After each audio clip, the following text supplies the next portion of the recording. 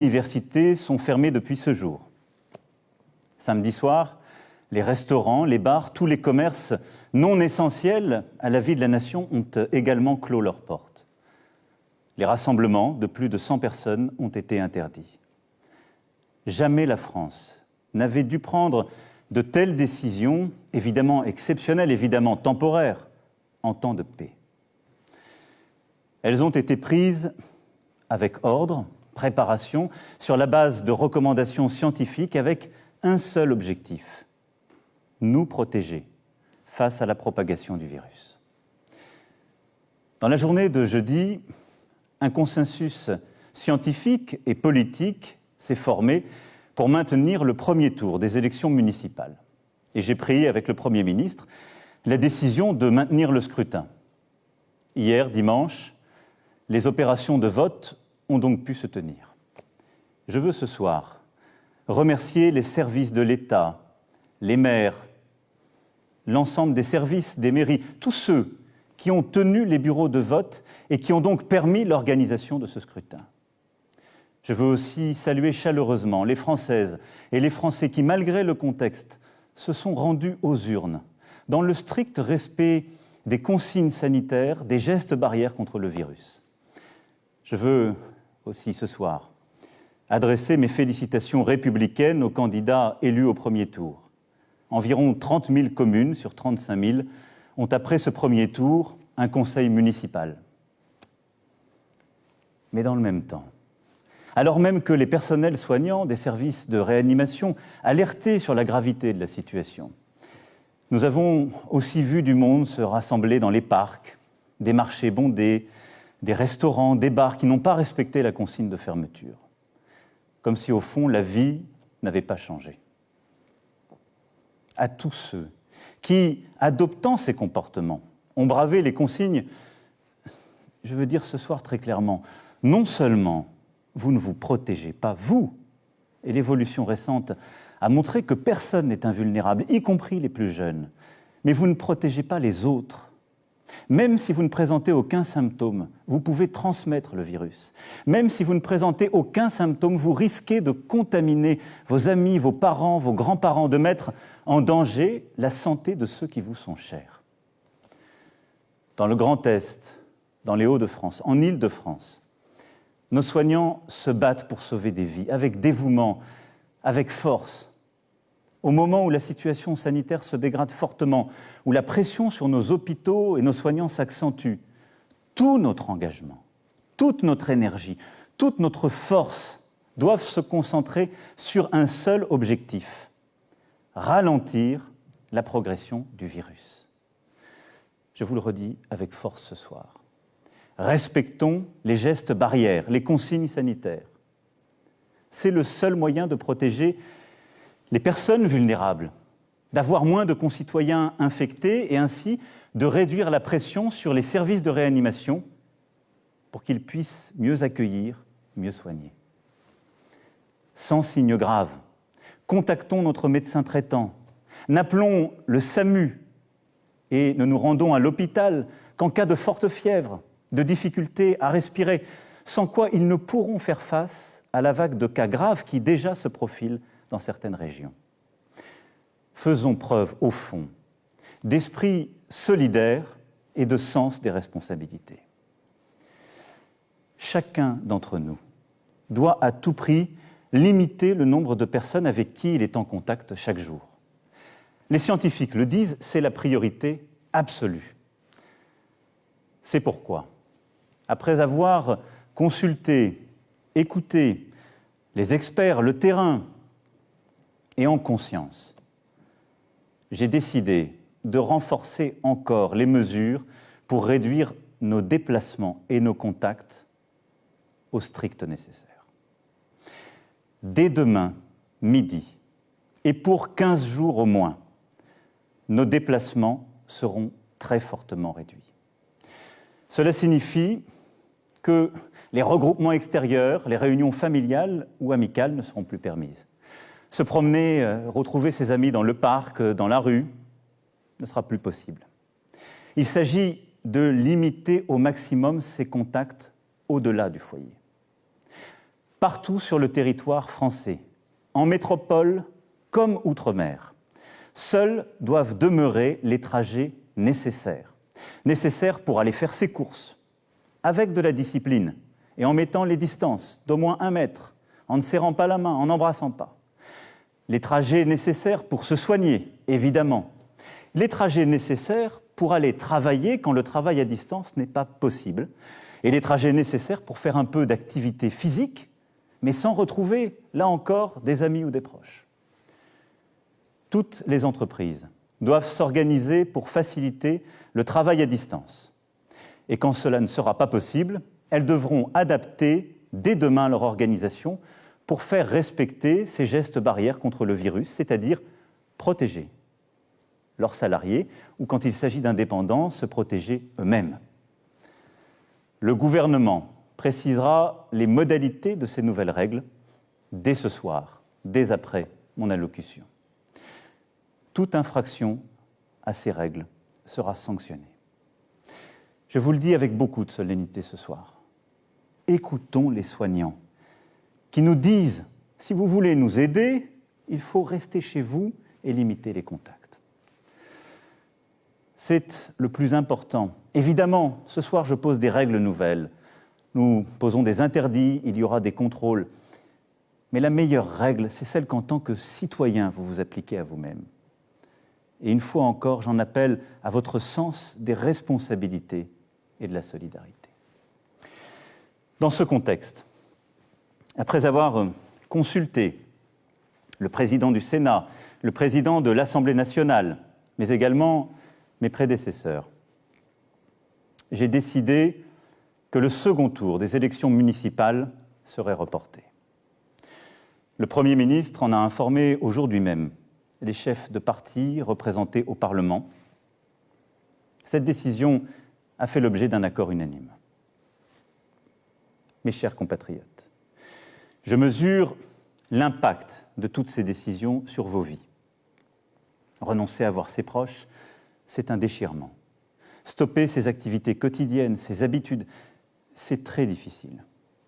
Cela ne doit pas nous empêcher de garder le lien, d'appeler nos proches, de donner des nouvelles, d'organiser aussi les choses avec nos voisins, d'inventer de nouvelles solidarités entre générations, de rester, comme je vous l'ai dit jeudi dernier, profondément solidaires et d'innover là aussi sur ce point. Je sais que je vous demande de rester chez vous. Je vous demande aussi de garder le calme dans ce contexte. J'ai vu ces dernières heures des phénomènes de panique en tous sens. Nous devons tous avoir l'esprit de responsabilité. Il ne faut pas que les fausses informations circulent à tout va. Et en restant chez vous, occupez-vous des proches qui sont dans votre appartement, votre maison. Donnez des nouvelles, prenez des nouvelles.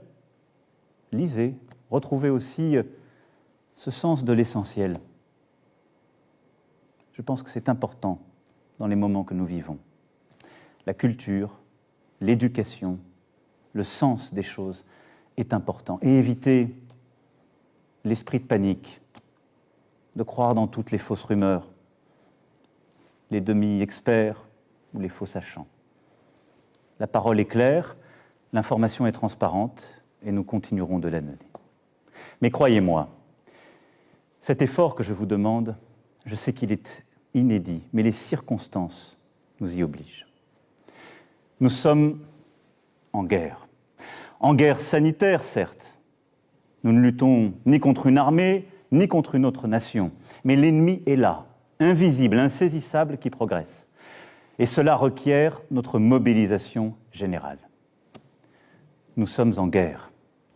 Toute l'action du gouvernement et du Parlement doit être désormais tournée vers le combat contre l'épidémie. De jour comme de nuit, rien ne doit nous en divertir. C'est pourquoi j'ai décidé que toutes les réformes en cours seraient suspendues, à commencer par la réforme des retraites. Dès mercredi, en Conseil des ministres, sera présenté un projet de loi permettant au gouvernement de répondre à l'urgence et, lorsque nécessaire, de légiférer par ordonnance dans les domaines relevant strictement de la gestion de crise. Ce projet sera soumis au Parlement dès jeudi. J'ai vu tout à l'heure les présidents de l'Assemblée nationale et du Sénat, afin que ces textes soient votés le plus rapidement possible, afin aussi que la vie démocratique et le contrôle du Parlement continuent dans cette période. Je les en remercie et je remercie tous nos parlementaires en cet instant. Nous sommes en guerre. J'appelle tous les acteurs politiques, économiques, sociaux, associatifs, tous les Français, à s'inscrire dans cette union nationale qui a permis à notre pays de surmonter tant de crises par le passé. Nous sommes en guerre.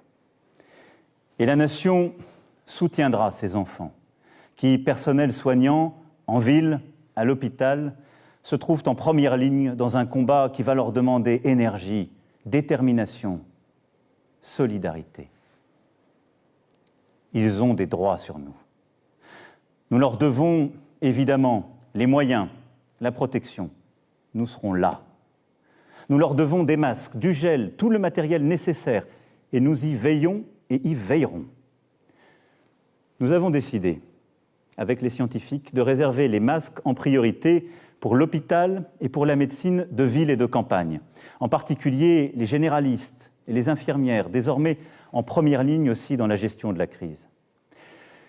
Des masques seront livrés dans les pharmacies dès demain soir, dans les 25 départements les plus touchés, mercredi pour le reste du territoire national. J'ai aussi entendu le message des spécialistes, en particulier les chirurgiens dentistes et beaucoup d'autres. Des solutions seront trouvées avec le ministre de la Santé dans les prochaines heures. Nous devons aussi aux soignants la garde de leurs enfants. Un service minimum de garde est en place depuis ce jour dans les crèches et dans les écoles. Nous leur devons aussi sérénité dans leurs déplacements et repos. C'est pourquoi j'ai décidé que dès demain, les taxis et les hôtels pourront être mobilisés à leur profit. L'État paiera. Nous sommes en guerre, oui. Le pays accompagnera dans cette période les régions les plus touchées, aujourd'hui, comme celles qui le seront demain. À ce titre, je veux assurer les habitants, les personnels soignants du Grand Est que nous serons au rendez-vous pour les appuyer face à l'afflux de patients et à la saturation des hôpitaux. Je sais ce qu'ils vivent depuis des jours et des jours. Nous sommes avec eux. J'ai décidé pour cela qu'un hôpital de campagne du service de santé des armées serait déployé dans les jours à venir en Alsace. Les armées apporteront aussi leur concours pour déplacer les malades des régions les plus affectées et ainsi réduire la congestion des hôpitaux de certains territoires. Nous sommes en guerre. Aussi, comme je vous l'ai dit jeudi, pour nous protéger et contenir la dissémination du virus, mais aussi préserver nos systèmes de soins. Nous avons pris ce matin, entre Européens, une décision commune. Dès demain midi, les frontières à l'entrée de l'Union européenne et de l'espace Schengen seront fermées. Concrètement, tous les voyages entre les pays non européens et l'Union européenne seront suspendus pendant 30 jours. Les Françaises et les Français qui sont actuellement à l'étranger et souhaitent rentrer pourront bien entendu rejoindre leur pays. Nous devons prendre cette décision parce que je vous demande ce soir d'importants efforts et que nous devons, dans la durée, nous protéger. Et je veux dire à tous nos compatriotes qui vivent à l'étranger que là aussi, en bon ordre, ils doivent se rapprocher des ambassades et consulats et que nous organiserons, pour celles et ceux qui le souhaitent, et là où c'est nécessaire, leur rapatriement. Vous l'aurez compris, vous le pressentez, cette crise sanitaire sans précédent aura des conséquences humaines, sociales, économiques majeures. C'est aussi ce défi que nous devons mener. Je vous demande des sacrifices pour ralentir l'épidémie. Jamais ils ne doivent mettre en cause l'aide aux plus fragiles, la pérennité d'une entreprise, les moyens de subsistance des salariés comme des indépendants. Pour les plus précaires, pour les plus démunis, pour les personnes isolées, nous ferons en sorte, avec les grandes associations, avec aussi les collectivités locales et leurs services, qu'ils puissent être nourris, protégés, que les services que nous leur devons soient assurés. Pour la vie économique, pour ce qui concerne la France, aucune entreprise, quelle que soit sa taille, ne sera livrée au risque de faillite. Aucune Française, aucun Français ne sera laissé sans ressources. S'agissant des entreprises, nous mettons en place un dispositif exceptionnel de report de charges fiscales et sociales, de soutien au report d'échéances bancaires et de garantie de l'État à hauteur de 300 milliards d'euros pour tous les prêts bancaires contractés auprès des banques. Pour les plus petites d'entre elles, et tant que la situation durera, celles qui font face à des difficultés n'auront rien à débourser, ni pour les impôts, ni pour les cotisations sociales. Les factures d'eau, de gaz ou d'électricité, ainsi que les loyers, devront être suspendus. En outre, afin que personne ne soit laissé sans ressources, pour les salariés, le dispositif de chômage partiel sera massivement élargi, comme je vous l'avais annoncé jeudi dernier, et comme le gouvernement a commencé à le préciser. Pour les entrepreneurs, commerçants, artisans, un fonds de solidarité sera créé, abondé par l'État, et auquel le Premier ministre proposera aux régions aussi de contribuer. Le gouvernement, dès demain, précisera toutes ces mesures. Elles seront en fonction des besoins, des réalités économiques, des nécessités secteur par secteur, évidemment adaptées. Nous serons au rendez-vous pour que notre économie soit préservée dans cette période si dure et pour que l'ensemble des travailleuses, des travailleurs puissent avoir cette sécurité aussi en termes de pouvoir d'achat, de continuité de leur vie. Mes chers compatriotes, la France vit un moment très difficile. Nul ne peut en prévoir précisément la durée.